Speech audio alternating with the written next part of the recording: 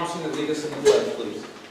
I pledge allegiance to the flag of the United States of America and to the republic for which it stands, one nation, under God, indivisible, with liberty and justice for all.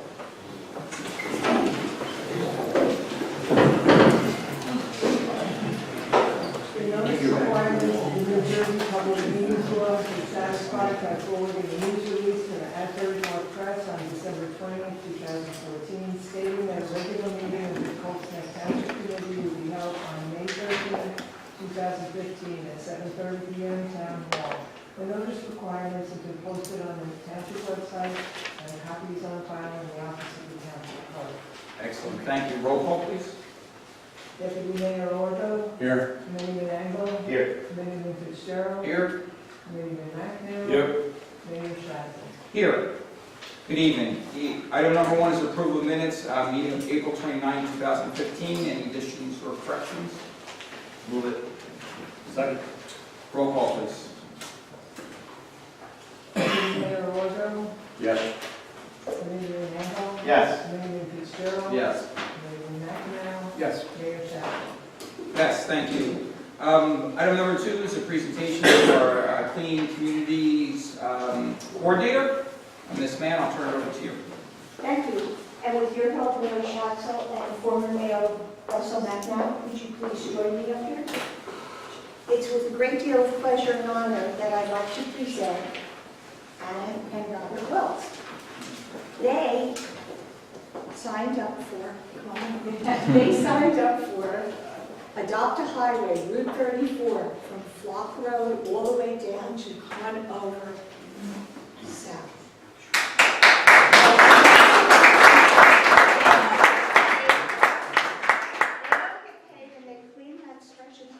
Once a month. Now, the state, doing the paperwork and everything, it took them 9 months. So this baby now is being tested. Right. So if you'd like to present that to Absolutely, thank you very much. Thank you so much. Thank you.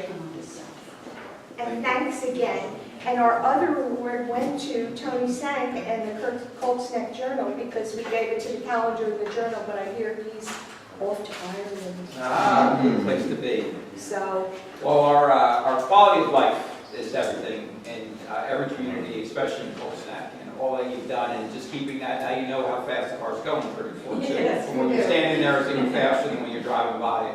So we truly appreciate it. Thank you very much. thank you. Thanks, folks.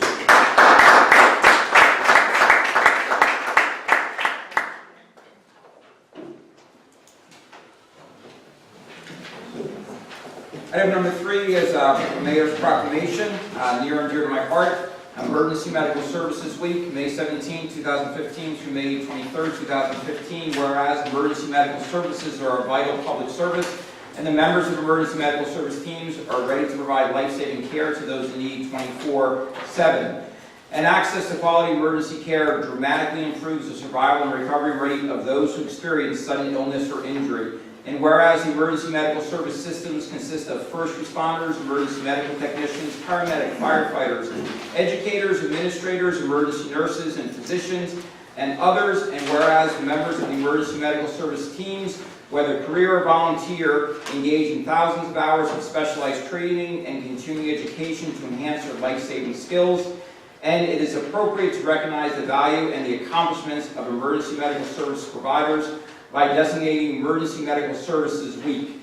Therefore, I, James C. Schatzel, Mayor of the Township of Coltsneck, New Jersey, do hereby proclaim and support the week of May 17th to the 23rd as Emergency Medical Services Week. We're lucky to have our chief of our fire department here, an OEM coordinator. So on behalf of those two organizations, Chief, if I could give you this proclamation.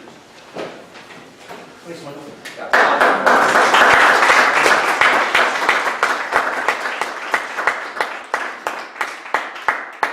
The other one I will pass on to our first aid squad. Actually, even this weekend, all those services that I just read off about are spending their Saturday for probably almost half of the day doing another drill, keeping their skills honed, which is wonderful. Item number 4, capital ordinance 2015-7, capital ordinance providing for the various capital improvements and the purchase of various capital equipment and appropriating $304,975.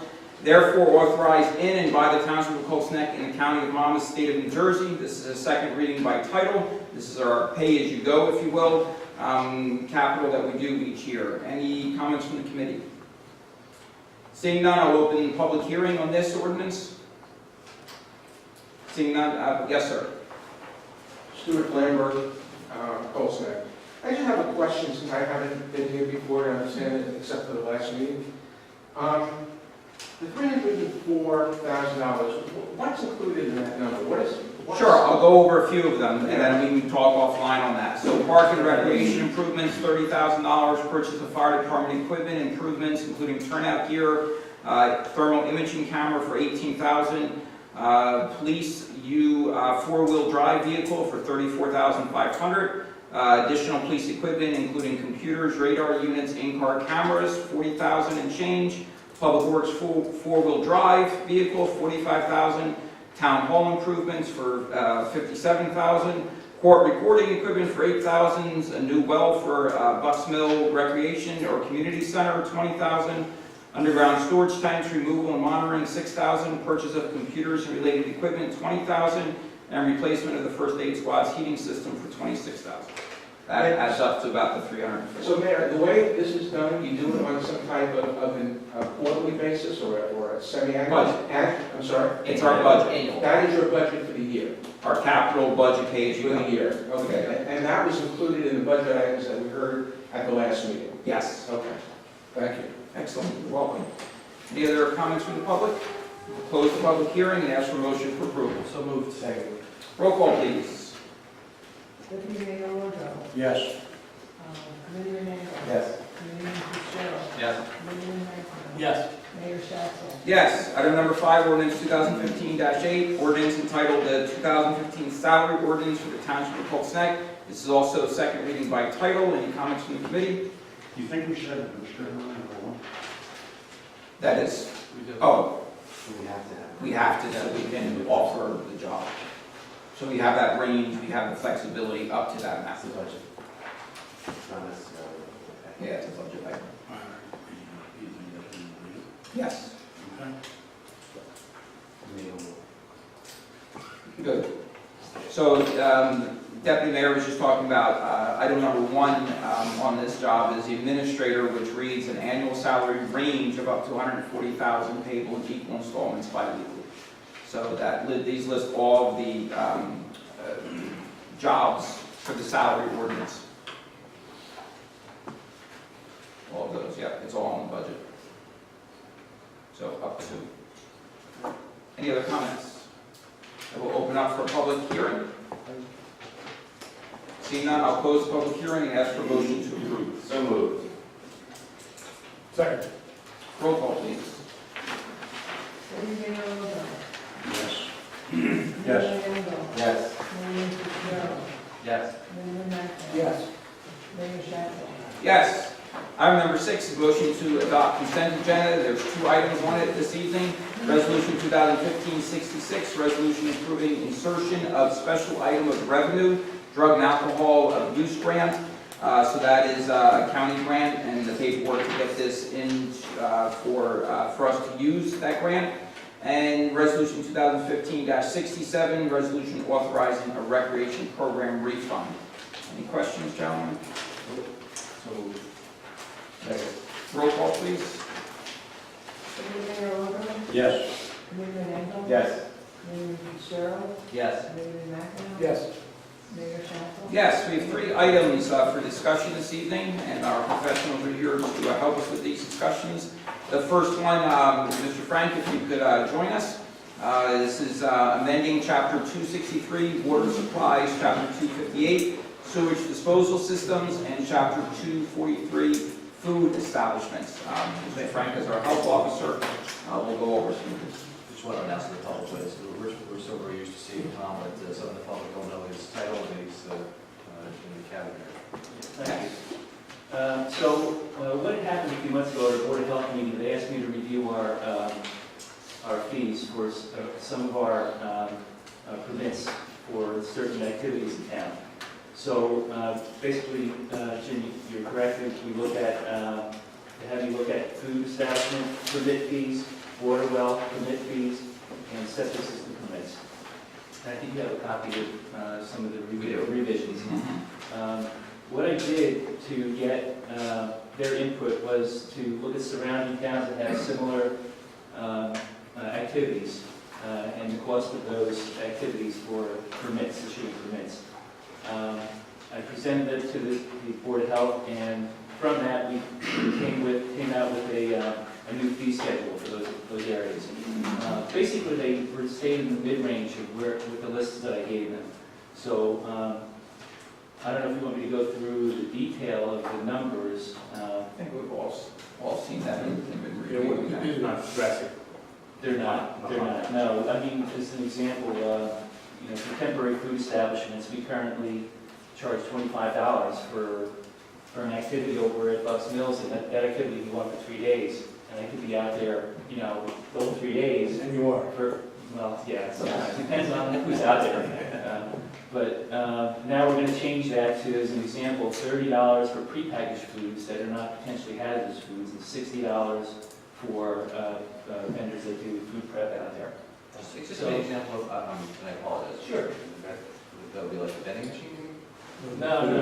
Food trucks. Yes, yeah, or they can be tents, let's set up the tents and sneeze guards and all that kind of thing for a temporary food establishment, yeah. And Tom, my understanding is you came up with these numbers based on other towns and it's Yes. consistent with the county. Yes, I picked up as many local as I could get, and also towns that have similar activities. Sure, you're bringing us up in line.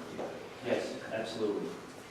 With all of our fees, we've always talked many times that we want to make sure that our professionals that we send out into the field to do these inspections, of course, we need to cover our costs. So from the time they leave the building to the time they get back, to the phone calls, to the paperwork and all, we want to make sure that we're doing that. So we're very cognizant of our businesses in town, our guest businesses in town, our establishments, and of course our residents, that we want to keep these fees as low as possible. Yes. But we don't want to be upside down on Yes, that. and that was the goal for the Board of Health, was to look at that, just to cover the time and effort to do these activities. That's all the basic goal of this whole review. Yes. It's really simply a user fee, so as to not burden the rest of the residents in the tax bill that don't use the service. Absolutely. Pure and simple user fee. Yep. So, any questions for Mr. Frank? We need to make a motion to approve these fees as suggested. Well, we need to now get this on the agenda for next meeting. It's not on the agenda for a vote today. Correct, just a discussion, but if there's nothing else that needs to be added, delete or changed, we want this on the agenda for. No, if you can also pass on to the Board of Health, we thank them for their help. Absolutely, no problem. Thank you. Good. That's all. All right, guys, thank you. Thank you. Discussion number 2, we're going to bring up our chief, or in this case, our OEM coordinator, both one and the same, Mr. Burke. And those who come up present, just as Mr. Frank did, we have a different setup here, so just so the public can speak in a nice voice, so the public can hear what we're saying up here as well. This is something that we've done more than once. We want to make sure that we answer or have any answers to questions that you have about our emergency intra-county mutual aid agreement.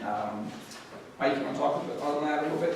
The County Office of Emergency Management is trying to streamline the way they do operations, so therefore this intra-county agreement is between all municipalities in the county and the county itself. It'll afford the townships to get reimbursement for services they may provide to other towns or that are provided into Colsneck. We send our public works over to assist Homedale in the event of a natural disaster or some type of disaster.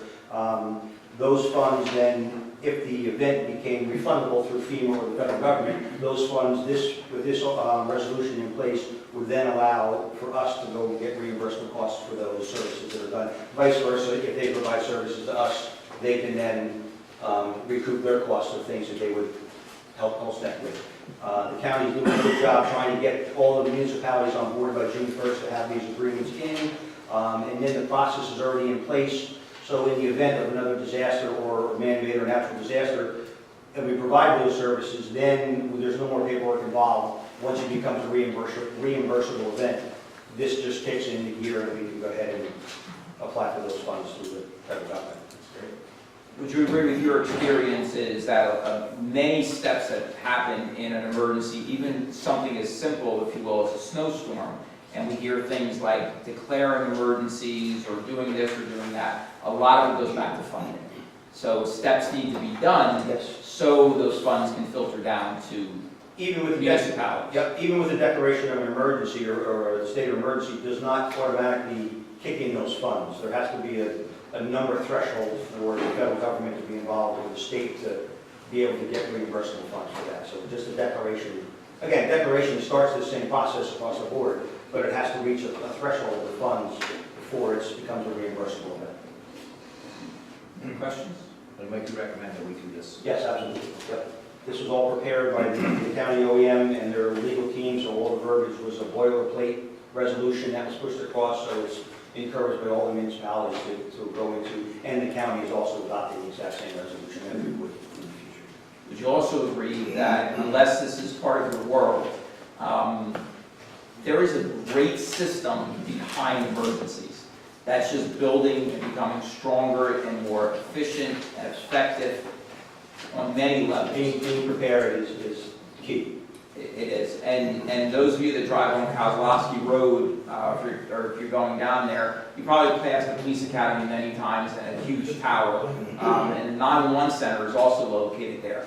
Now a little behind that building, so it's not as visible from the road, but there's this magnificent building that houses the 911 center, Office of Emergency Management, Sheriff's Department. I'm missing anybody? The Law Enforcement Division back, which is really incredibly impressive. And I hope it just stays impressive and doesn't need to be used. And the 911 center is being used as we speak, obviously. But the Office of Emergency Management, we have more resources now than we've ever had in the county. Right. And Cold Snap is extremely fortunate to have Mr. Burke do this all volunteer. And there's a lot of paperwork, there's a lot of meetings, there's a lot of everything that comes on this. And how many years were you in law enforcement? 25 years in law enforcement. Paramedic before that? 12 years as a paramedic. There you go. So again, And fire chief. oh yeah, we just throw the fire chief in there too. So this is wonderful. And I know our OEM plan and all has been really done superbly since you've taken over. I appreciate that. Thank you. Appreciate it. Thanks for taking the time. Thank you, Mr. President. Thank you. So, So, yes, if we could get that on the agenda so we can get that to the county before June 1st, that would be wonderful. Thanks, Mike. Mayor, can I Yes. ask one question on that? Living in Cold Snap, it's not difficult to notice that there aren't fire hydrants by people's homes. What is the game plan in case of a fire of somebody's home? I'll talk to you that offline. Just see me right after. But it's an important issue. I would think everything can be talked about offline.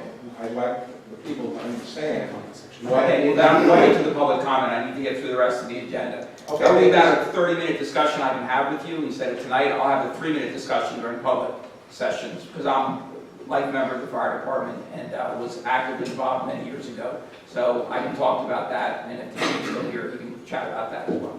Okay, There's a tremendous plan in place and has been for many years. Does it work? Of course it works. Well, I haven't seen fires, so I haven't seen it work. I'll talk to you about that after. Thank goodness we haven't seen fireworks. So, but yeah, I can chat with you extensively on that if you'd like. Okay, big discussion for if we could have Mr. Gherkin, our township engineer, and Ed, our public works director.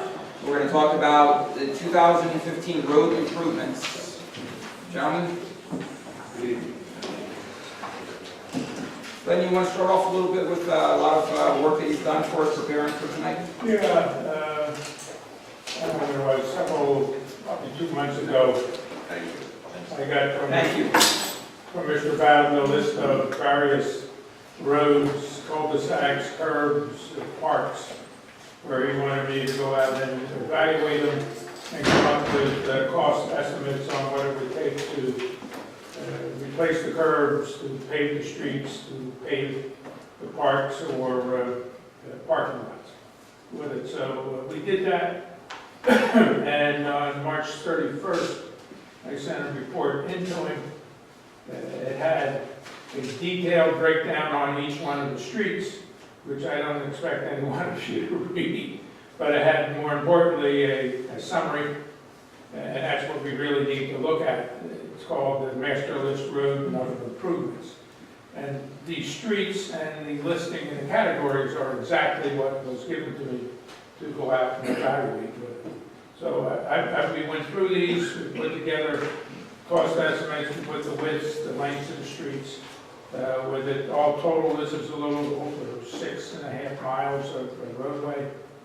A few cul-de-sacs where we're having problems. Predominantly in the cul-de-sacs, it's ones where the pavement spec back at that time was a little bit thin, and it's great for passenger cars, but we got all these garbage trucks coming down, slamming on their brakes, sliding around the corners with it, and that's where we're getting these torn up. So we did a couple of them last year with the road program, and there's 3 of them here now, and one more, I think in the order they're listed is the severity, with those ones. Curbing, this has been accumulating for the last 2 or 3 years. We haven't done really a curb program since launching. Launching was in here about 3 or 4 years. About 3 years ago. So these have accumulated, from there. The parking lots, we were asked to look at the first aid, fire company 1 and 2, and we did prices with that. The other thing was Bucks Mill Park. That is not a replacement or overlay of work. That park has never been paved out there with it. It's a stone base in the front part of it, even in the back, some of it's just plain dirt, back there with it. So, there's costs, associated with that. Laird Road, estimates was just shy of 600,000. We've gotten the mayor's gotten a notice from DOT that we're going to get $240,000 towards that. So the net would be 360, but in talking with Mr. Antonides, he says you got a bond of full 600, but then you can credit the 240 against whatever the amounts in your bond. Once the state cuts us a check. Yeah, and the state will pay you 3/4 of it once you award the contract, and then they'll pay you the final 25% once the project's finished. Like for Laird Road 1, we filed all the paperwork and we're just waiting for the final 25% to come in from that. So all total net with the 240 taken out is 4.459 500,000. When we add in the 240, it's $4,699,000. So I don't know the exact amount. I understand this is more than what you're looking to bond for with it, or if you want to bond for this and even more, I'll be happy to do more estimates for you. So, going some discussion, I've looked at some of it, Eddie and I have talked on some of it, which we think are the more severity ones with it, so I don't know how you want to begin the discussion on that point. Just want to turn it over to Ed. Ed, how long have you worked in the township? 36 years. Okay, so 36 years. So would you say that you probably know the roads probably better than anybody in town? Pretty much. Pretty much, I agree. I've only been here 35. There you go. So there you go. 7 years. My poor fellow committeemen have heard me just harp about roads for my 9th year now. So we have to keep up with this project every year. It's part of our maintenance, part of our infrastructure. So some of these roads that are listed, they just need some patchwork, or are they becoming, what's your opinion on these roads? Well, mostly, Mr. Gertner and I went out, we rode around, we looked at these roads. I mean, year to year, the priorities change. Some roads break up worse than others, and some that were on the top of the list have to be moved back down because something else comes up. But with our discussion, Mule Brink Road between Phalanx and Laird is horrendous. That needs to be taken care of, okay? Fireside Spruce and Seedling, it's a residential development, has the original paving in there. It's probably 30+ years old. It's really starting to break apart. We have Twin Lakes Drive, which is off of Route 537. That whole area in there, the roadway is crumbling and breaking up to where we're down to the gravel base that's coming out of it. We've done a lot of patching over the last 2 years. Mr. Gerken and I agree that that is a priority road to be done. We also have Laurelwood Drive between, or actually it's Mulberry, between Meadowview and Laurelwood is coming up. The road is breaking up quite badly. It's down to the gravel base. That needs to be taken care of. We also have River's Edge Drive and Stonehill Road. Stonehill Road connects Freehold Township and Cold Snack together. This past winter, that road took a major hit from the frost and, freeze and thaw cycles. You have barrels out there blocking. Yeah, we had some holes that were so large, we actually put barrels out there until we could get material into. That road has to be done.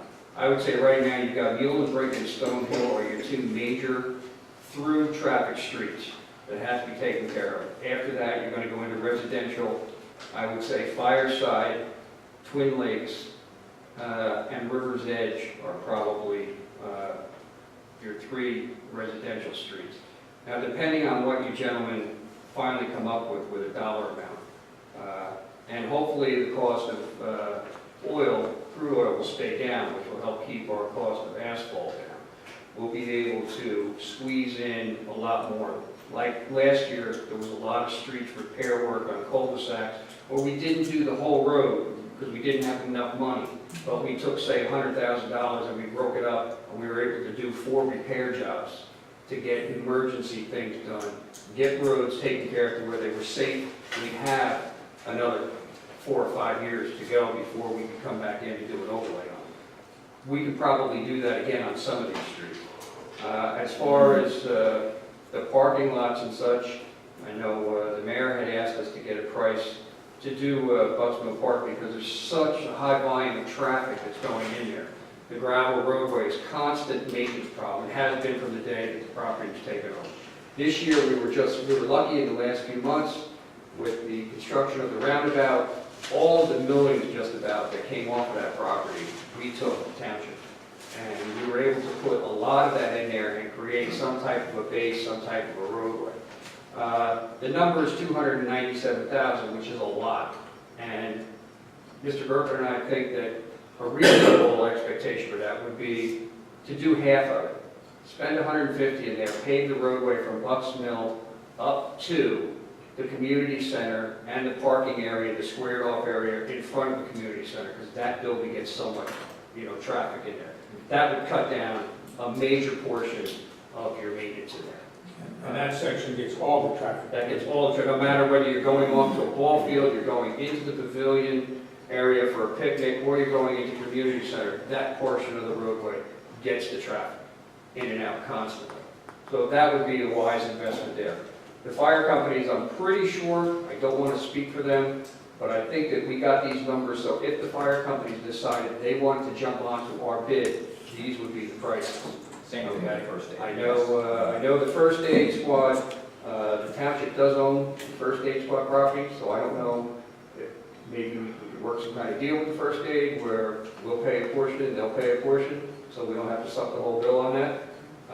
But the fire companies, I'm sure, we'll leave that up to them. If they want to, come in on it, they can choose to do that or not. The curbing, depending on what your total number is for roads, these curbings, they're split. It's not a complete street when you see Maple Crest or Christopher Drive. They're bad areas that are broken up here or there. And that's where, no matter what company you get in, we try and do it with our main contractor, with their curbing crew, because when the crews have to jump around from place to place, that's when your price goes up. They don't like to do that. They like to do a whole street from one end to the other. They don't like to go in and do a piecemeal, and your prices for curbing goes up. So the more curbing we can actually put out there and linear feet in front of them, the better price we're going to get when we do it. All of these, or none of these, it all depend on what you decide you want to do. When you give us a number, Mr. Gerken and I can then go back over again. The priorities aren't going to change. It's just how much can we squeeze out of that dollar. And you give us that number, it's, what are we going to work with, how much are we going to have, and just try and stretch it as far as we can. We did a good job last year, and it's been a long time. The economy and everything has changed. There was a time when we did $1 million worth of roads a year when we got all of the energy franchise taxes from the high tension lines and stuff in town. And there was also a time when Colts Neck didn't have a municipal, tax rate either, because that paid for it. Over the years, we went from $1 million to $750 to $500,000 to $250 to $100,000 a year. A pay as you go. Of pay as you go. Right. Right, and there's a couple years when we didn't do anything. And it just keeps, building and building. Roads get older and older, they need to be maintained. We call it pay as you go days, the good old days. Yes. Yes, absolutely. Yeah, question. Glenn, how much money do we have set aside in escrow towards Stone? I think around 25,000. That's it. I think so, from Adatello, I know you mentioned there was somebody else, I haven't found what that is, I think. Nick Morrow. That one I haven't found. I talked to Tim and see, but that can get applied towards this. One of the roads I forgot to talk about is Boundary Road. Now, Boundary Road, I think historically, because its two towns have been a struggle, and it's kind of, when you go down that road, you see there's many different phases of that. Well, you want to talk, it reminded me when you said there's barrels out, there's cones out. Okay. On Boundary. Boundary Road, the maintenance agreement on that is from Big Brook to 520 is called Snack. Okay. I think I can elaborate on that a little bit. Yes. Brook going back south is all down to Dutch Lane. 2 weeks ago, the area you're talking about is right in front of Berkeley Place. It is. Where the old swing club used to be, right next to the new Marlboro Swing Club. That's Marlboro. That's Marlboro. Countryside. It's Marlboro side, but Countryside. the agreement states, which I have in writing in my office, the agreement was agreed back with Mayor Hornick back in 1988. The father. Colt Snack, Colt Snack takes care of from Route 520 to the bridge at Yellowbrook.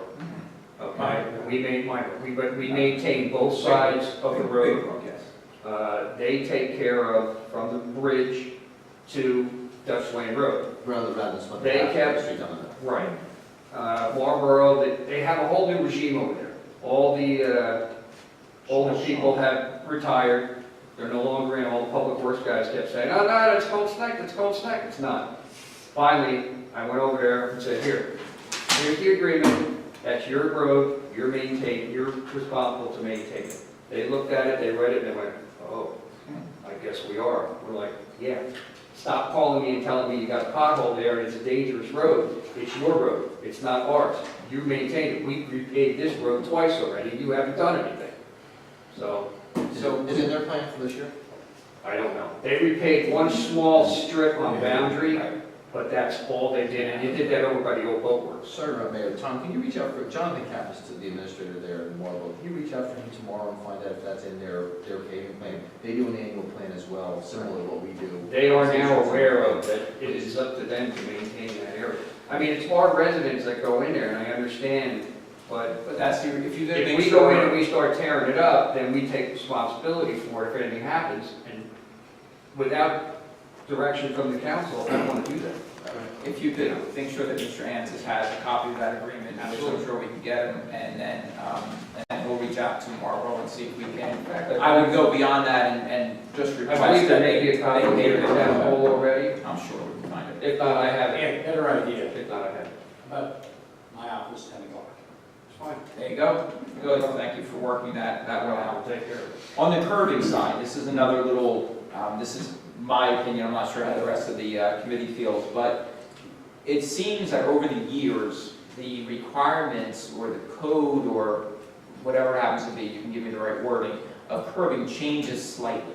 So as we do the piecemeal, if you will, now I see kind of a different type of curb, maybe the materials, and even a different color and a different height. So from an aesthetic point of view, that has always kind of bothered me. So you're saying that these estimates here are not the whole road? Okay. There's sections, we're not gonna do 40 feet and leave out 10 and do the next 40. People be straight through. Probably things that you're looking at, Mayor, is 30, 40 years ago, when they made the curbs, they used what Peat common gravel. term is pea gravel mixed in with the mortar. That, over time, breaks down, breaks apart. When you take and you pour now, you're using straight concrete that's in there. It's a solid pour, it's a different color, it's a different texture, okay? But it's stronger than the old pea gravel. Has a higher cement concentration. What, is there, like, now I know a road, mostly the lifespan is about 20 years or so, how about for curbing these days? Generally 30 or more. Okay, all right. Chris, up at the school, the third time we were back there, there were sections of that. Section. Yeah, because some of it We was find done. that the Belgian block curb lasts way better than the concrete vertical curb. And even if, nothing against that, but even if the snowplow hits the curb with the vertical curb, you generally end up having to replace the whole section. With Belgian block, maybe 1 or 2 blocks you have to take out with it. Just don't hit it when you're tired. Yes. And you can repoint those in again, and then. Yeah, you can cut them out when you point them back in. Well, as with this discussion evolves, if we could, I would like to see long stretches of curbing done and not jumping, because it just, to me, it just doesn't look right. So I know it's money. Height-wise, it's generally because some paving may have been done. We try to go back and get a 6-inch curb reveal. So you go up and then you have to taper down to the elevation. So like, I tell them up as we're talking. Yes. The recommended roads and cul-de-sacs and the curbing, and park, half the park and there, you were about a little under 2.6. How's it 2-1? You got a little hard deal with it. What did we do last year? Yeah, it's 2.6. It was 2013 was the bond ordinance. Yeah. And we did around 2.5 something. Yeah, I think one sounds right. Yeah. We did 500 capital long-term and 2.5 for total on it. So, I can give you a little rundown on, if you take number 1, 2, 5, 6, 8, 9, 13, under the next heading, Shadowbrook Drive number 1, half of Bucks Mill Park, and Laird Road, the full 600,000, your rate, just about right at 3 million. I didn't include all of those. You added in, That gives you an You idea. added 6 and 8. yeah, you added 6 and 8. okay. Yeah, I didn't have 16. Yeah. And I included all the cul-de-sacs and all the curbing. I mean, I know in the past, we've kind of used some excess funds for the curbing. Is that, you never know, I understand until it happens, but. One thing you might want to look at, we had, hang on 1 second here. We adding the 6 and 8, just to, what I'm Here we talking go. about, those are minimum repair areas that need to be repaired. 2011-9 bond ordinance. That one, there is a balance.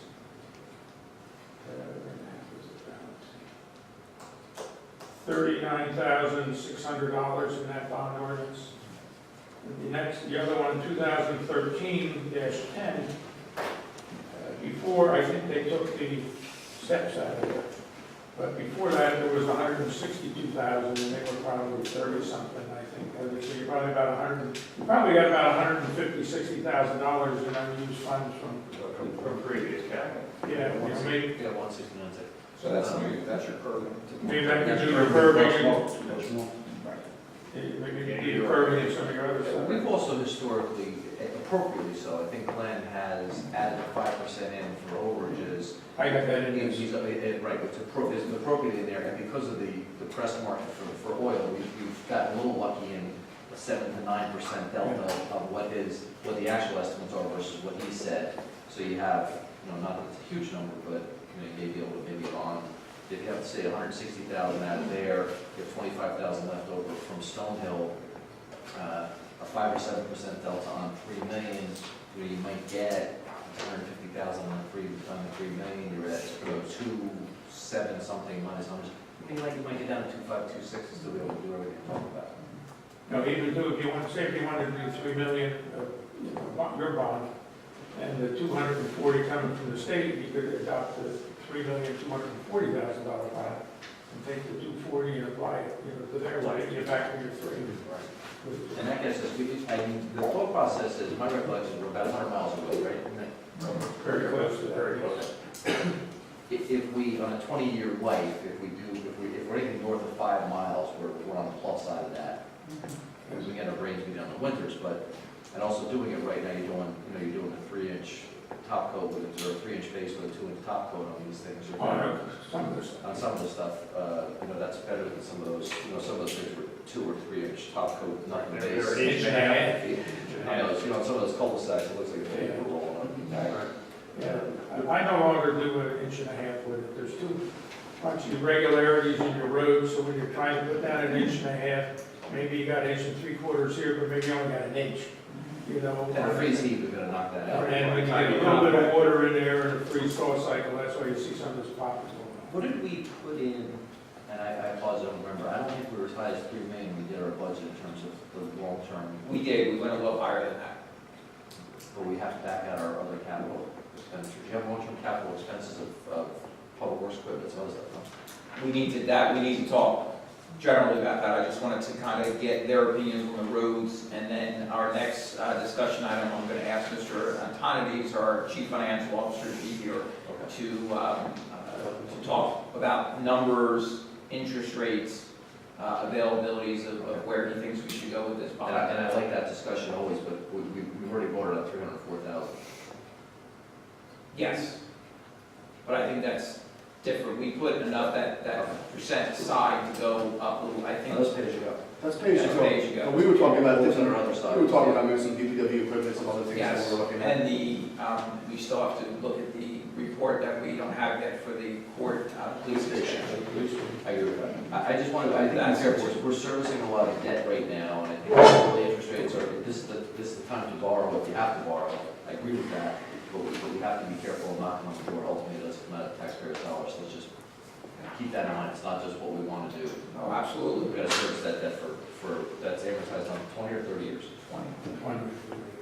Yeah, you might want to look at the lease purchase plan with the county for the 2 public works trucks. You pay that off over 5 years if you want. I mean, That's we May have talked about 21st, it, we yeah. talked about it in the past with lease purchase, and for whatever reason, it chose to go with pay-as-you-go. No, But lease purchases, you're not paying, no, these 2 trucks, the 250,000, They're bond. we're going to bond The them. bigger trucks. So rather than bond them through our own, the lease purchase would probably be better. would be a better choice when you pay for it over 5 years, correct? And it's lower interest. You talk to John Antonides about that, because, get him. You have to have the amounts of equipment that you're looking for in by May 21st. No, I'm sorry, but It's in days. you know. Not a problem. No, yeah. Trucks at once. I know the numbers right now. We can't. Let me ask you, how many are these CDL trucks? No. Oh, wait, let me finish road. Okay. Anything else on roads? This is just a beginning discussion about what our professionals think we need to start looking at for this year. Anything else on road? I just want to take a trip out to some of the ones that were suggested. Sure. I suggest you all take a ride out there, drive down. And some of the other cul-de-sacs, there's other cul-de-sacs that are on this list.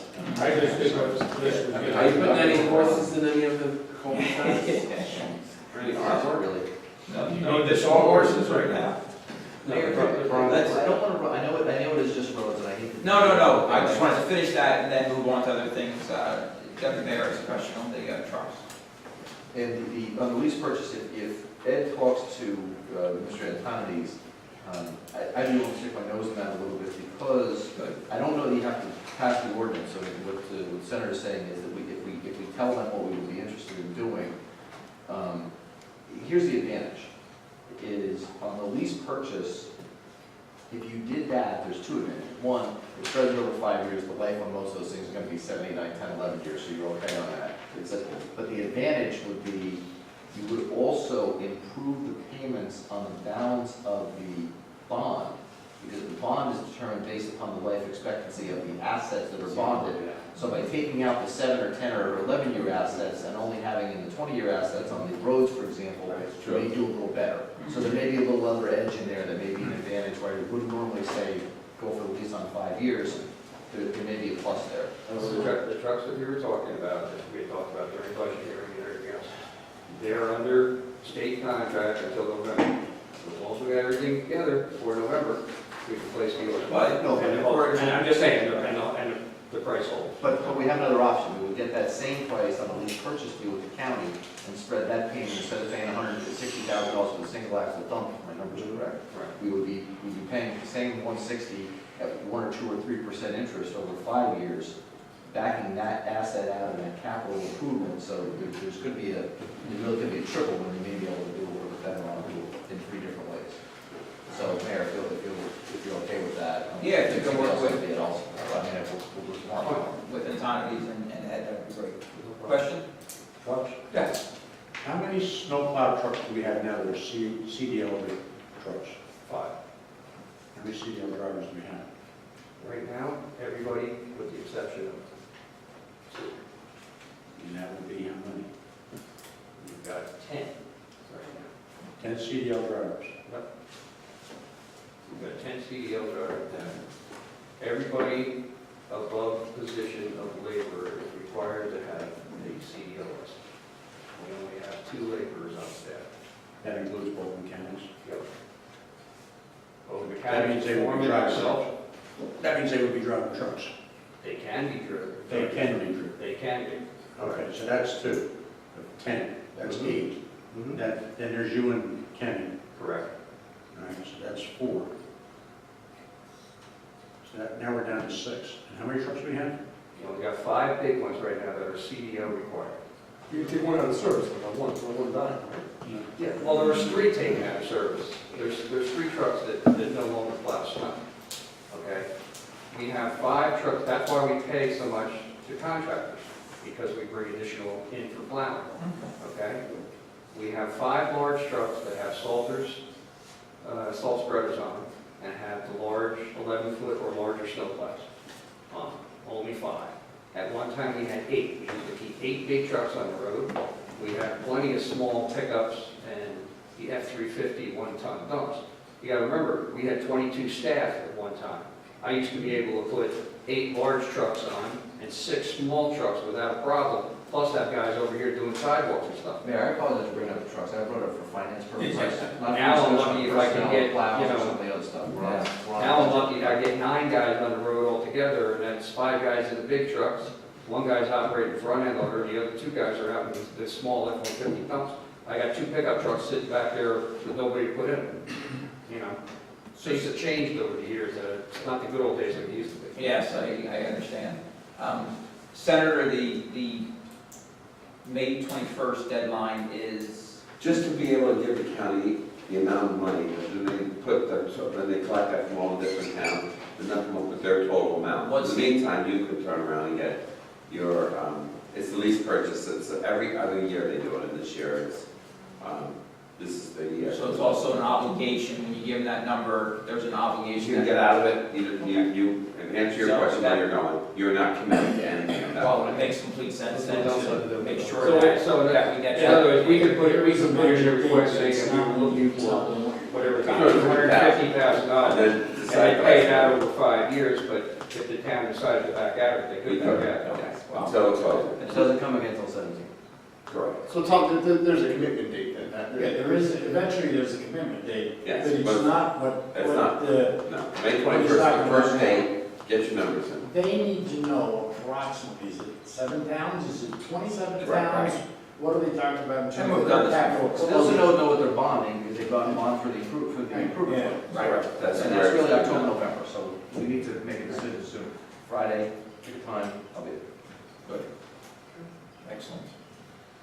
Okay, I think that's a good start, and we're going to be continuing this discussion with our chief financial officer and coming to a conclusion relatively soon. Hey, Glenn, Yes, you sir. read everything, I have this going. That's the least. That's why I just wanted to know you actually read it. One quick question. Yes, Is there, like Blair Road, are we definitely going to do that? yes. It's the other part of Blair Road, I mean, that gets a complete. Well, that's stage 2, that's from Phalanx Road to Muhlenbrink. I can't see the cross. The cross. Yeah, Yeah. we're good. We go on that single road, that piece of road. There, Yeah. yes, absolutely. My point Okay, good. is, we get $240,000. If you don't mind, maybe I'll just for the surveying work, and Yep. start getting that in Good. line. Yes. So we don't get pushed down the road Please and do. get some of this Because done. this way we can get it done before winter Yeah. sets in. By the time we get the survey work done, we go out to bid, we set award a contract, at least we can get it done before the winter. Plus the state's paying for a third, but why would we? On Larry Road, I forget, one of the residents brought to our attention a while ago, right down at, near the intersection with, Famous. Longbridge. No, down near, no, right at 34. Mhm. There's a tendency for that, Oh, by Smith Farm. you know, like Smith Farm, there's a tendency for it to Water. pool and then to ice over in the winter. On the north side of the See, road. grab one. Yeah, is it, maybe that's something while you're out there looking at it, maybe see if we could do a fix for that, because it's. Glenn and I Just look at that, we discussed it. Excellent. Just think as we're talking about it, you know, because I also one of the ones that traverse that fairly frequently, and it's, Especially on the radar, Okay, along with another drainage issue, which will go into the road improvement itself. all right, thank you. Thanks, Ed. Thanks, Brian. All right, so we'll keep this discussion going. We'll get John in here, and then we'll talk about the public works equipment and some other possible bonding issues there. So great start. Okay, administrative report. The items that are generally contained are all ongoing, boards and commissions and so forth. ToCN did receive an open space grant application from Monmouth County. It is predominantly for land that is cultural or historic value, or parks and recreation, both passive and active recreation. Being that this is day 7, I'm open for recommendations here. Okay. Do we do this every year? We do, yes. We always submit, we usually lose. The county has allocated $2 million for all 53 municipalities. Right. It's a very competitive program. And we lose all the time, we can do the right. That's all the things we discussed. So if you could all email your recommendations, and what you think of now. And Beth, is there a chance to look back? Would it be difficult to look back and say what we put in, say, the last 2 or 3 or 4 years? And sometimes I know with our roads, it seems like we need to put in 2 or 3 times, and then it gets approved. So I'm not sure what the history is with this particular grant. But I would look, I can't remember exactly what we put in for, but it seems to be the right thing again. Maybe that would be the magic number the second or third time. So if you could send us an email on that, that would be wonderful, and we'll get those recommendations for you. Also, if the committee chooses, this year is the 100th birthday of the New Jersey League of Municipalities. I'm sure none of us agree with everything they say, but in general, they are a strong supporter of local government. Would you like to put together a proclamation celebrating 100 years of union existence? Please. Yes. Bill Kessel was there the whole time, wasn't Yeah. It sure seems like it. Well, you were in grammar school with him. Excellent, yes, thank you for that. Okay, anything else, sir? Okay, thank you. Motion to approve the vouchers. Thank you, Mayor. Well, we do have, it's $5,285,363.55. I did go through the vouchers, and Mayor, your request, along with one other committee person, there is no approval on this bill list, and I think we've already approved it for those front steps.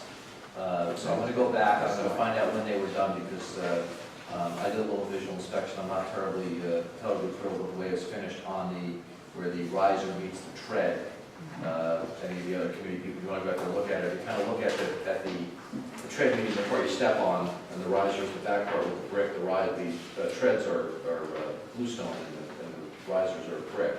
It does not look like they finished pointed the back of the riser where it meets, which is where the water's going to collect, which is going to freeze and right back in this mess again. I apologize, I did not notice it before I signed the voucher. I noticed it afterwards, so I will ask our administrator. I want to say Millennium was the contractor that was awarded that contract. You have no idea? That's my guess on my part. The last Stone. yeah. So we need to get them back and see what the fix is, but let's make sure the fix is not a pointing to make it look good, as opposed to a real fix. And if they have to pull the treads off, they pull the treads off. But, you know, I'm not real comfortable with just with a pointing, because that will break out and cause a problem. And I apologize. And as I usually say, of the 5.2 million, there is 100,000 to the, ironically, as we talked about 911, $103,296.34 to the Monmouth County Treasurer. That's a payment for our 911 dispatching service that the county provides for us. Much discounted over having our own bodies over there, obviously.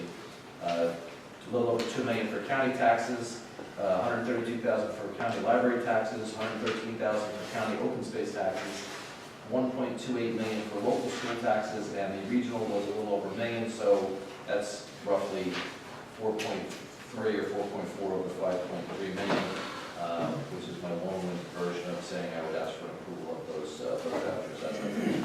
Great, before we do that, any comments? One question, the direct TV service for Bucksmore Park. Can you tell me which page we're on?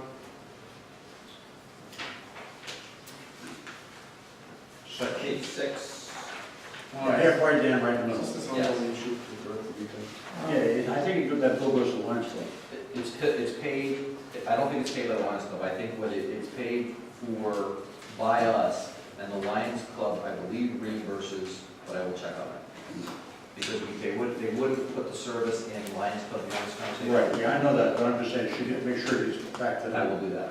Tom, I'll hit that to you, Tom, when we, making sure that we get reimbursed from the Lions Club on that bill. Tom, if I remember correctly, I think they had like a pay-as-you-use type of Right. direct TV. Right. And the agreement's with us though. Do you want to pass that to the administrator? I've circled that one, Tom, so you have that for quick reference. Thank you. The only other question I have, which may go to the administrator or council, or may have to go to our CFO, but we have one bill which is on page 2, and it's the fourth one down or so, and it's for the fire company, actually this one, number 1, and it's Air Power International. It just has a 5-year contract, and if memory serves, but I don't know if there's a threshold that you can't go beyond 3 years. Is that correct? I don't know about this contract, but usually it's just garbage that we do 5 years for. Good catch. It is a good catch, but I think the exception is it's out of the, I think that comes out of the captain's budget, and because we pay for them, Right. so we're not contracting for 5 years. I don't know, but Tom's right all over it tomorrow morning, right? Okay. We'll check on that. 9:45, there's 7 times. We'll make sure that we're not going beyond where we should with that And maybe a contract. distinction without a difference. Is but it- they can. Do you remember what this one's for? It's just as air, is it to service the cascade system? Correct. The compressor and the bottle system, correct. Okay, so, But they have a 5-year contract with the fire company, not with us. And No, it's therefore, probably it's okay. outside, so it's outside the town police, or townships. of the- so with those two discussions, anything else on the bill list? So moved. Need a Second. second? Roll call, please. Deputy Mayor Olga, Yes. Mayor Mandel, Yes. Mayor Fitzgerald, Yes. Mayor McNabb, Yes, except to abstain for Secouris. Mayor Shannon. And yes, that's the same for TNM. Okay. Township committee reports. Jared, can I start with you? Sure. I met with Tom Hennessy today with regards to what the trail riders are looking to accomplish over at Bucks Mill. And I have maps and pricing and all sorts of stuff which I can share with you folks offline or when needed with a conversation with trail riders. So I have all of them. Good, just get that to all of us and through our clerk, and then we'll take it from there. Anything else? Nope, that's it. Michael? What was the question? Township committee reports. Apologize, I was still cleaning up my vouchers. I'll catch up though. Planning board last night, I guess the only application that I want to bring to the committee's attention, just so you're aware of it, is the St. Mary's had an application on last night. There were 2 things. One is a pre-K child care program Monday through Friday. And it was approved by a reconstituted planning board. Any parishioners from St. Mary's had to recuse themselves. which is most of them. Yes. Were replaced by a bunch of parishioners from the Reformed Church, I guess, as it is in this town in a good way. The second thing and the reason I'm bringing it up is the parish hall, which I guess is a nice way of saying that the house that Father Jeff lives in now, has a significant mold problem. 3 experts, 5 different kinds of mold, just a mess. And I don't, honestly, after his description, I was. I've been down there. So you know this. And I'm really bringing it up to the public and also to all of you because what was approved last night was a replacement of the house where he lives. So when the demolition comes and the house is replaced, I want everybody to know ahead of time that it wasn't just something that was done in the middle of the night. It was approved and it was vetted and it's gone through last night. The plans are magnificent. I mean, It's really nice. Yeah, it's really nice. It's really good. Addition to And ironically, it's 600 plus feet off Route 34. I mean, you rarely see it if you have to really kind of pay attention to it. One of the other things they brought up, and I'm going to ask the police commissioner to bring this to the attention, a resident came and his only issue with St. Mary's application was how many people turn left off of Route 34 into the driveway where it says no left turn because they're late for church. I do know Can I tell you about that one? Personal experience. So going back to when that road was approved, which was many years ago, I, at that time, was on the Board of Health, so it was more than 9 years ago. And it wasn't under the preview of that, but I was concerned about just that. So since then, I had our road department install 2 very prominent signs to not turn left. Yes. And it fascinates me to the point where I almost want to stand there next Sunday and just wave to people as they're coming to church, making the left-hand turn, driving by 2 very prominent signs. Yeah. So the only last solution is to ask one of our police officers to park their car there and just... I do know there's been enforcement there. There has been enforcement. Because I've heard a complaint or 2 from residents. And it's all about that, what happens is that small hill, so that people are coming down do not expect anybody to be stopped in the road, except possibly at the light, just a few hundred feet beyond that. So it's a purely safety issue. Yeah, of course it is. And it's part of the DOT permit, so it's real, and it's teardrop, everything is there. Police have done it. You have to work to make that turn, by the way. Yeah, it's not, you don't do it by accident. So, I'll if bring you it bring to it to the your attention, I'll bring it to the chief's attention. I will tell you that, That's what's going on. They want statute 39 too, right?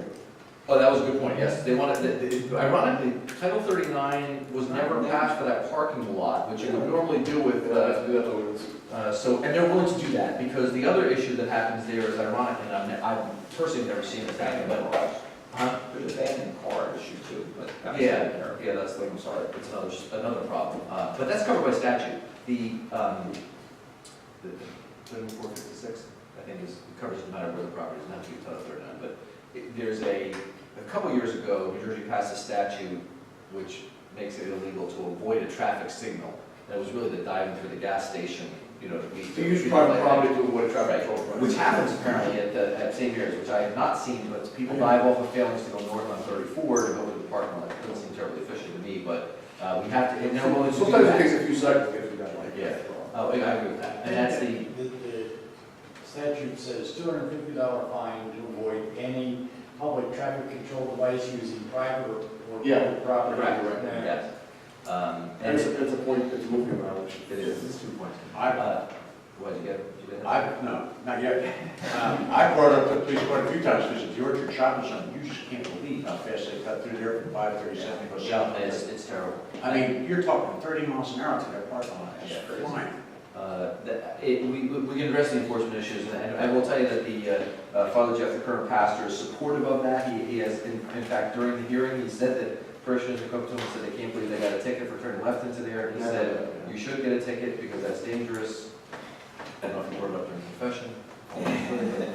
But in any event, that's coming, so if they would just, he's supportive of that, so we need to get the Title 39 issue done. It's gonna be done by ordinance. Yes, but I think that they can enforce, the police could sit in the parking lot of the church and give a ticket, because the illegal left turn happens at Scouts, planted 2 trees to the, right outside the new administrator's window. That must be a welcoming present for you, Tom. And the Shade Tree Commission was I've out been there. so busy, I didn't Didn't even notice. But it was very nicely done, and I think it did a couple of things. One, it was interesting to me to see the young families and the young kids enjoying what we have here, but also to see the Shade Tree Commission, who do a terrific job and, really kind of unheralded very often.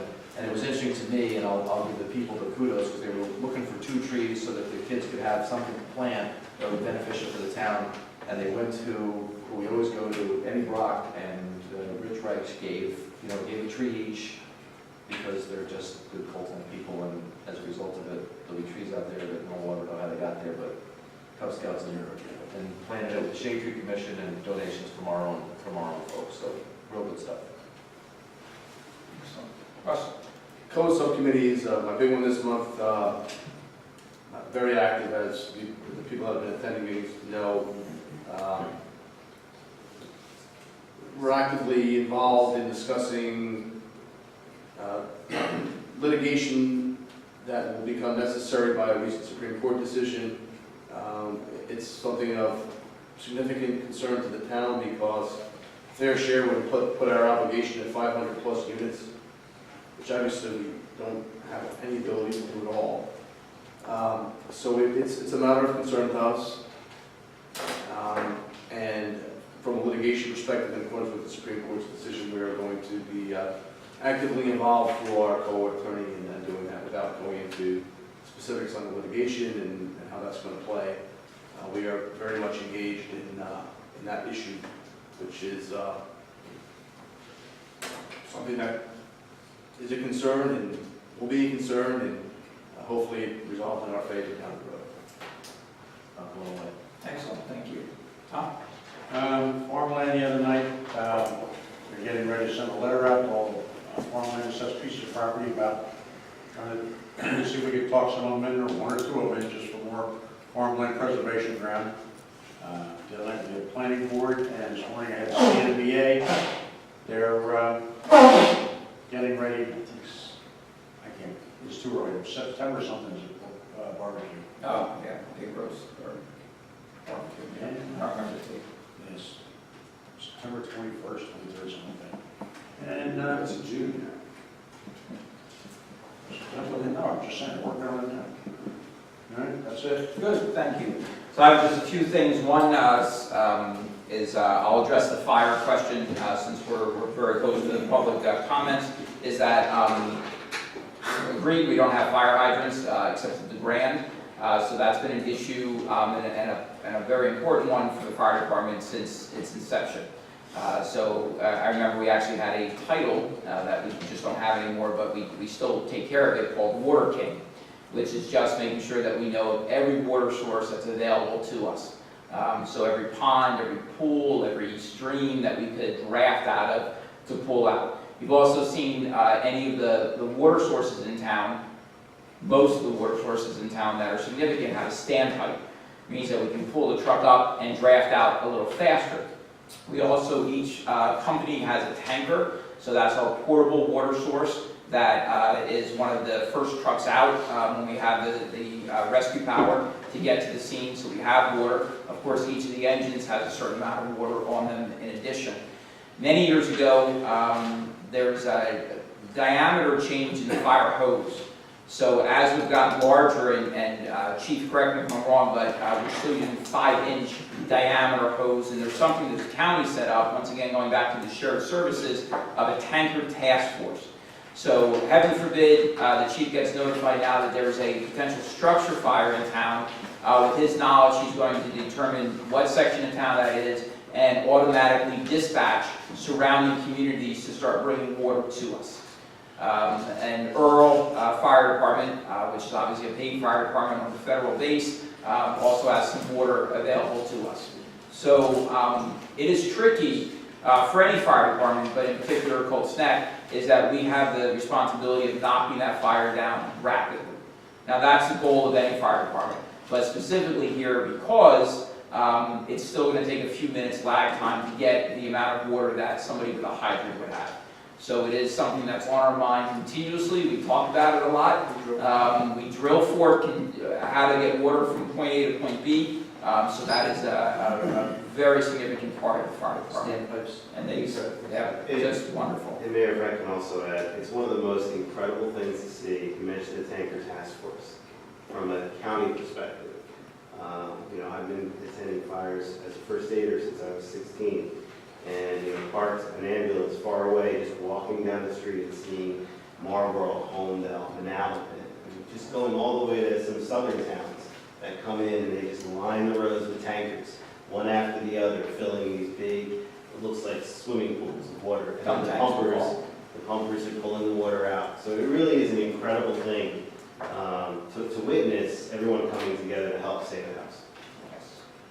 The other things that I have is our baseball is up and going, and a wonderful program from T-ball all the way through to some what we call the majors, so that are doing an excellent job, all of our volunteer coaches and sports foundation. The PTO, I had just a great time, and actually I wish I could have thought a little ahead and made sure that we were all there, because we could have really got some aggression out for each other. We had a PTO color run, a 5K race. You've probably seen it's been kind of a fad right now in our country. Instead of just running the race, we all get some non-hazardous powdered color and pretty much color each other or cover each other with different colors. So I have some pictures that I can you can maybe for $1 each I can show you some great pictures of my hair being every color imaginable, besides gray, which was good. Yes, I let the hair be done. So, but wonderful fundraiser for schools. The community had a great time. It was held over at Bucks Mill. I think there's still some color getting washed off by the rain on some of the grass there. Our Memorial Day, right around the corner, one of my favorite events in town. Hoping, as always, good for good weather. Starts at 10:30. The parade starts here, goes down to Hires Mill to our Memorial Park, where we have a very appropriate ceremony to thank those who have done service in our country and paid the ultimate sacrifice. So I invite you and your friends and families to participate in that parade. There is some talk, not so much from this committee, but for some private residents, and I'm included in that, in trying to get fireworks back. It would not be a funded event by the taxes, so if we're able to pull off some funding, there'll be more to follow on that. And as I've been reporting, our fair is once again right around the corner in August, and we're looking for some help with that.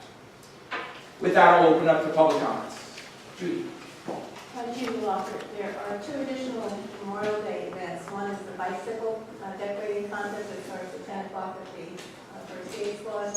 And the other is that Firehouse number 2 is, I believe, planning a breakfast for the veterans before the parade. It'll be taken from Firehouse number 2 back over to Town Hall to be in the parade and the road to the firehouse again. And of course, root beer and hot dogs, which has been happening for, I don't know, 30 years. Some there. So more than that? Yeah. 40, there you go, wonderful. Sir? Question, let me go back to the fire issue that we were talking about. First question is, how come ToCN never had a hydrant system installed throughout the township? Whose decision was that? And perhaps you can tell me, why was it decided not to have fire hydrants? Sure, it's a rural community, so the people prior to us sitting at this table, the current people sitting at this table, and my hope is the future people that sit at this table, really will keep it a rural and are zoning to the point where we don't have public water and sewer, because that changes the whole dynamic of the town and our zoning. Question related to that. To the extent that you think it's inappropriate based on rural definitions, not to have fire hydrants. Have we had a fire in a residential dwelling over the last 10 years? Sure, yes. What were the results of the putting out of the fire? Many different results. It But depends on the. But it wasn't due to lack of water. And just like it happens in places that have a fire hydrant in front of their house. It wasn't due to lack of water. What was it due because of? Many times when the alarm goes off and our chief or our police department pulls up, the house is fully engaged in fire. There's no way you're going to save that structure when every room is on fire before we get the call. We've had some great results recently. There was a fire over in, even during Sandy, we had that one fire over in, on Georgetown? Yes. It's on Georgetown. Provincial. Provincial, yeah, it's on Provincial. They got there quickly, knocked the fire down. It was a rock. It was a generator fire, but involved the structure. There's one, Yeah, the car that. oh, the corner garage. That was the Provincial. And they saved that house. Unfortunately, we're a small There town. was the house just, is well there was built. just an oven fire that they put out just 2 weeks ago. Our big losses are very few and far between. And the big losses were gonna be big losses anyway. The Vukovic fire, that house was gone by the time they got there. That was the, Was it the residents didn't call the They fire? were not home. But they weren't, Oh, they weren't in the That's next, fair. so it had nothing to do with fire hydrants or availability of That's water. fair. That's too much of a head It was start. a house In under fact, construction. many of the ones that I can, I'm going off memory here, happen in the middle of the night, Yep. where folks are sleeping, no one can see the house. It's usually a neighbor that calls it in because they see, because they woke up in the middle of the night. The one off the 520 was up in the walls already, and that one went out. Had involved the house quite a So bit. is it above and beyond the normal fire prevention, fire putting out? From the sublimes of Victor's Vukovic, they couldn't even get into the house. Right. Bulletproof windows. No, the chief and I made it into that house, didn't we, sir? Yes. We did, absolutely. We were on that scaffolding and, Some fires you have from delayed alarms, people try to extinguish it themselves. You know, the Bella Vista fire, the gentleman tried to put it out before, there was a garden hose in the basement. So different circumstances for every incident. The other fire over on Beaumont Court was started in the basement, traveled right up the walls, was already up. We were in there trying to get it, and it was already up in the attic above us. We had to pull everybody out. So it all depends on the situation that you're facing when you And just so we're clear, we put life over property. Right. So our fire department is, and we've said it at this table, I think all of us at one another, never risk a life to save property. We do not believe, we have a volunteer fire department, they are under no circumstances to risk their life to save property. Almost everything in this town is insured. The newer houses, some of the newer houses have fire suppression systems, some of the big ones have standpipes of their own. They are not to risk their lives to save property. So if a house goes, it'll get replaced, we cannot replace lives. That is an absolute for us. Sure, I agree with that. That makes sense. Many times we suck the water out of the neighbor's swimming pool. Well, that's what I was thinking about. So I have a swimming pool in the backyard, so is that one of the main sources to? Yes, there's 30,000 gallons in there. And Stuart, can I make a suggestion? I know some of the questions you're asking are the same ones that I asked when I was new to town.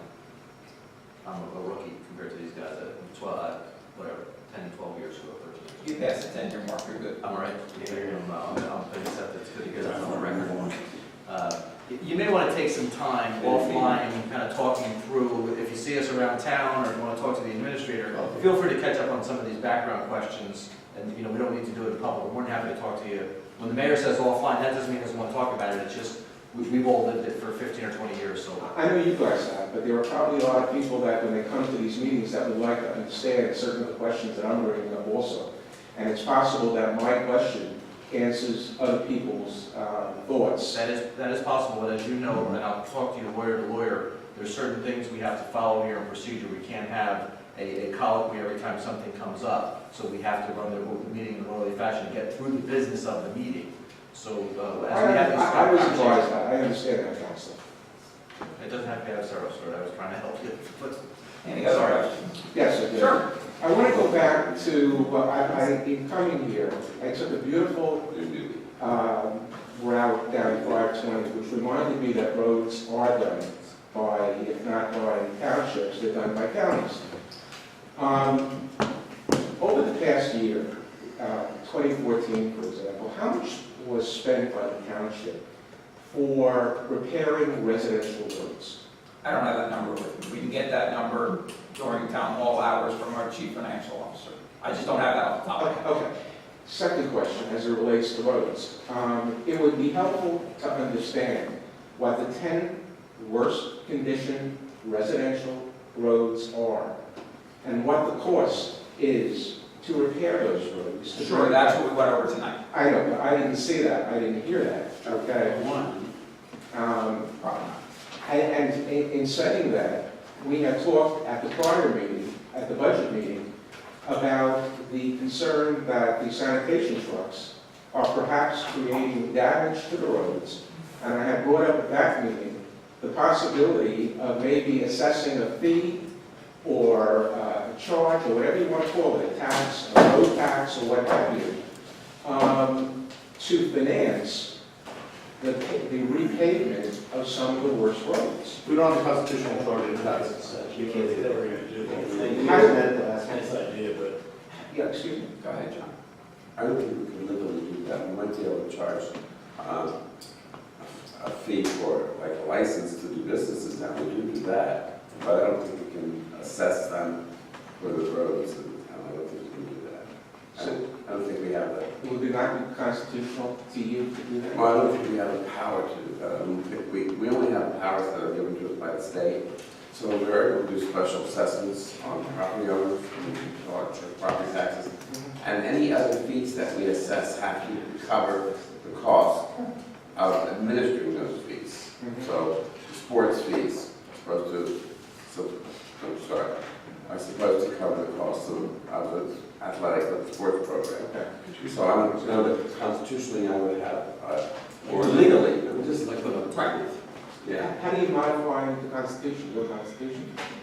How is it done? The So Constitution that, has to be voted on by, a change has to go to the voters and voted on the state line. Do you really want municipalities to have taxing authority, board-based taxing authority? I didn't say that, I'm just asking a question. You know, the Constitution to be amended, the legislature has to pass it, it's either 2/3 vote in 1 year or a simple majority in 2 years in a row, and then the issue goes to the voters.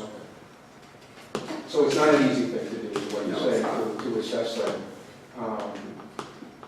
for any conceived damage they've done as a result of. Some towns have gone to do a different kind of thing, so opposed to having 6 different garbage companies, they end up having one. That's one way of dealing with the issue. Okay. But I haven't really heard any evidence that they're destroying roads. I mean, I've heard comments about it, but the fact I that can't answer that. either can I. Okay, so it was just a thought that if the cost to repave some of these worst streets are out of your budget, are constrained by your budget, said differently, that I was thinking of other ways that it could be financed. So that it can get done, because it's an infrastructure issue, like you said before, and things don't get better when they're collapsing, okay? They get worse, and every year, they're gonna heave and do whatever they do in the wintertime, and only get worse. So it sometimes makes sense to pay a little bit up front to get it repaired, so that the following winter, it doesn't become worse. We definitely have to do it. Well, that's- Also, and one last thing, when these gentlemen were talking about the price of paving, they included the cost that was down to $35 or $40 a barrel. That's now up to $60 a barrel, and that's quickly climbing to a higher rate. So I don't know how stale their numbers are and what they've been using for their estimates, but it's an ongoing, continuing basis. I'm sorry. It's about a week old. It's about a week old, so they use relatively recent numbers, and their estimates were received about a week ago, I guess. Okay. Thank you. Lane? Yes, I would like to say tonight, probably the best meeting that I've ever attended. You would be very inclusive with all the facts and what have you. I would like to ask 3 questions. First of all, have you appointed anyone for the grant on the drug and alcohol? Work in progress. Okay. And secondly, Mr. Fitzgerald mentioned Stonehill Road, and there was $25,000 left on the bond of Stonehill Road. When was the last time we repaired Stonehill Road? I repeated what Deputy Mayor Orville asked the question of Glenn Griffin. So I don't have the answer to any of those questions. If you want to talk to Tom tomorrow, we can find I out. don't think it was money. it was bond money that they had to put up. Avatel had to put it up, and Rome had to put it up. When they did their developments, Oh, they were assessed that amount of money. All right, because I remember not too long ago, I don't know, maybe it was 5, 8 years ago, there was a judge sitting in here and she asked to have Stonehill Road done, and they did. Not that part. Not that part, okay, all right. The part, you know where, the part between 5 Points and the Freehold border, you go down there, it's horrible. That hasn't been done in a very long time. Between that, Okay, all We right, actually put in for grants for that section twice, I think, and we got shot down both times. okay, just to clarify that. And the other question, I would like Mr. Urgo, if he questioned the committee on the baseball, on the fields, and that we only receive monies that are in control of one field. Did you find that to be true or not from the Recreation Department? That was at the last meeting? We never got to the bottom of it. Okay, I hope you follow through on that. And then lastly, oh, you're going to be all just thrilled, the kids will be in at the next meeting, and our poster contest will be on display next week Okay, we in have, Town Hall. did you speak to Beth about that? And I haven't approved the agenda yet, so check with me on that. Okay, Okay, so All right. I got a full, because they're all excited.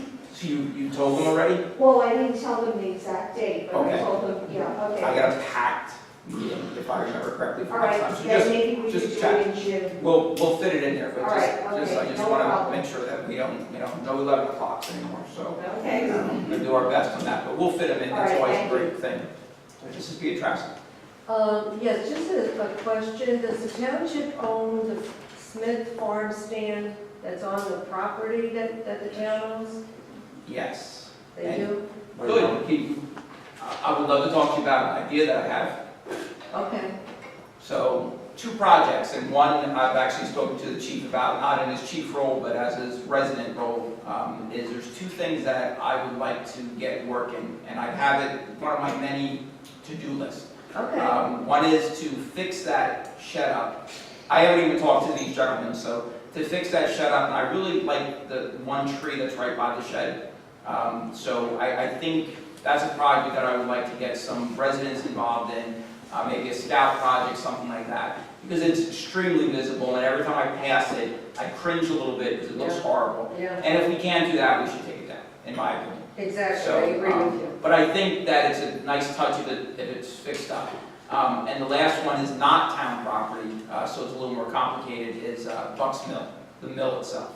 Oh, And Mike brought that up to me a long time ago, and I apologize to Mike that it keeps on getting shuffled in the pile.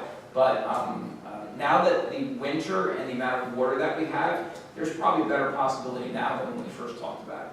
So that, I know, well, that's a big problem, but, so. Has to get dredged, that's good. The dredge is the issue there, to get that turning. But there's other alternatives that I've spoken to a few people about, that maybe the water won't flow through there, but the wheel can turn, which would be a really quaint, nice part to it.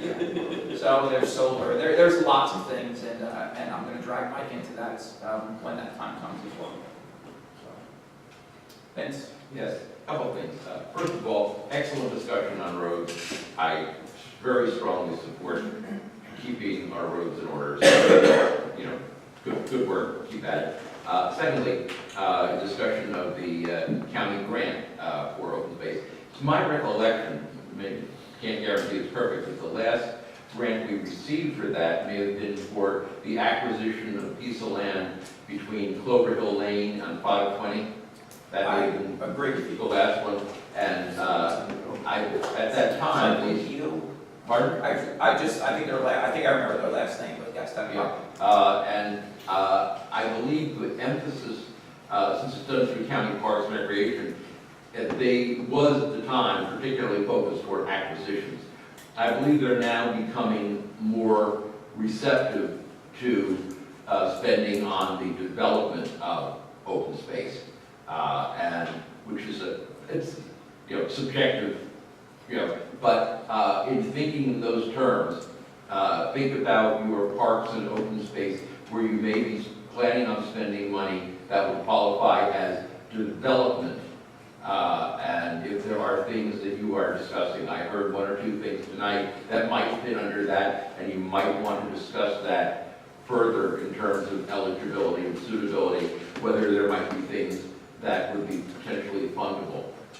So, I offer that. And a note to the discussion that was had regarding the availability of sewer and water in town. In fact, not having city water and city sewers was, yes, a decision by the governing body over the years, but it's also consistent with both county plan and state development and redevelopment plan. So it's very much in a hierarchical view because we sit in a water supply watershed, and there is a broad goal on larger scale of protecting the water resource. So that's why this is a controlling mechanism in effect, limiting the capacity for development. The overall emphasis to being concentrate infrastructure in places where you want high density growth and not put it in places where you don't. The last thing I would offer discussion regarding OEM. You know that we're doing a new county master plan, first in 32 years. Well, one of the elements within that master plan, as in this current draft form at least, is an element called resiliency, under which we would be adopting the hazard mitigation plan county as part of it. We also, the work that county planning has been doing with OEM on the community rating service with CRS, which is helping people with insurance rates. This is something that as the plan goes forward, I want to encourage you and everyone in the public to pay attention, get involved, because it's not my master plan, not the planning board's master plan, it's your master plan. So I want everyone to have input. We're doing the best we can, but nobody's perfect. So if you have ideas, if you see things, if you don't look, if you don't open your mouth, if you afterwards see something wrong, say, why didn't you do that? I don't want to hear it. I want to hear it as we develop it. So that's, my invitation and challenge to everyone. We're getting closer to big public meetings on it, so pay attention, be welcome. Thank you. Maybe a certain freeholder would be interested in the heritage and cultural significance of Buck Mill for a grant purpose. Okay, that's a great idea. I will bring that up. Great. Jeff? Yes, thank you, Jimmy. Jeff Sauter, 41 Ann Street, Colts Neck. At the April 29th meeting, last meeting, Jimmy indicated, the government's responsibility, for public safety and infrastructure. And then when my fellow resident, Stewart, was raising up some questions concerning roads, you also stated, and I kind of touched upon in my last public comment too, that you stated as a junior member, emphasis added on junior, in your earlier years of your membership as a member of the Township Committee, no roads were paved. And I just kind of made my interpreting that as junior means that you had really no significant say, I guess is what you were maybe trying to say as a junior member to make sure these roads, are addressed earlier on or continuously. So in a way, I look at that too as you maybe trying to blame those senior members or many of the people sitting there at that table before you. But anyway, on May 6th, an article came out in the transcript in which then you reiterated your public safety and infrastructure concerns of what government should be involved with. And in that article, and I'm quoting, every decision I have made is in making Colts Neck safer. With that being said, and with those comments that you said, let's just talk briefly about the infrastructure. And I think roads are likely the one and probably most important infrastructure in Colts Neck. If not practically, really almost the only when you talk about infrastructure in its pure definition. So to infer as a junior member that you had no control or somehow the senior members are to blame, I think in using your guys' term is disingenuous on your part. For 8.5 years, you sat on that committee and you took your fair shots at kicking that can down the road too. So I guess when it comes to the infrastructure, you failed for 8.5 years. And hopefully these next 6 months, you can try to chart something right, which that's what it sounds like you're doing, which is good. But I think it's just a little bit too late, but I'm glad you're starting it during your last 6 months in office. From a public safety concern, the police department is likely the one and most important public safety function in Colts Neck. Before you arrived, there were 22 officers. Today, there are 20 sworn officers. One was lost through attrition and one was lost through a layoff. So, and in 2010, going back to the minutes, which you guys can too, there was a multitude of residents then pleading to you, among everyone that was sitting up there, but to you, to not do the layoff. But you went ahead with it. So according to you, every decision was to make CN safer. Well, I guess you think having 2 less officers on the streets is safer. So either you're disingenuous again, or you truly believe that 2 less officers on the street is safer. So with that, I just want to also say too, this is the 1-year anniversary of posting recordings and posting videos for public access reasons and also for official accountability. And speaking of the videos, if you don't watch, I think you guys should definitely watch, because then you can see what we look at, and it's a good time that maybe you guys can critique yourselves. Because I know, Mike, you like double standards, so I think if you watch that, you can definitely see your double standards.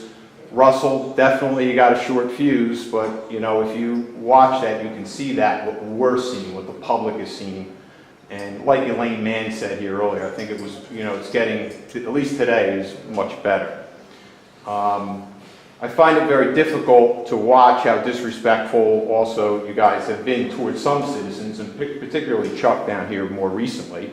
Obviously than me to do that, but that's okay.